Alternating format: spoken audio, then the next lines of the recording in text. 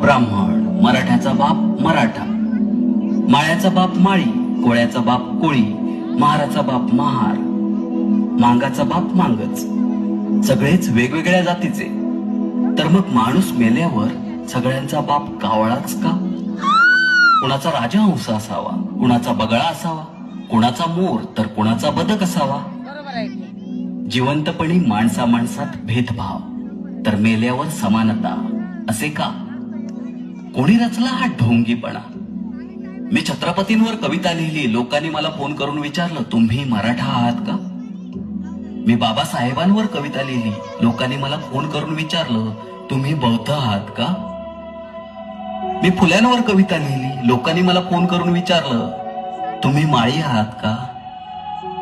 मी अहिल्या देवींवर कविता लिहिली, लोकांचा मला फोन आला आणि विचारलं, तुम्ही धनगर आहात का? मी अब्दुल कलामांवर कविता लिहिली, लोकांचा मला फोन आला आणि विचारलं, तुम्ही मुस्लिम आहात का? मी माणसावर कविता लिहिली, मला फोनच आला नाही. वाट पाहतोय, ती माणसे गेली कुठे? माणसाने माणूस मारून फक्त आणि फक्त जातच जिवंत ठेवली आहे. मात्र इथेही मनात प्रश्न उभा राहतो, तो हा की जी गोष्ट मनातून जात नाही ती जात की आणखीन वेगळी कोणती?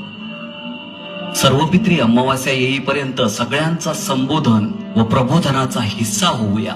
त्याऐवजी एखाद्या गरीब मुलाला अन्न देऊया, पुस्तक देऊया, त्याच्या प्रगतीचा हिस्सा होण्याचा छोटासा प्रयत्न करूया.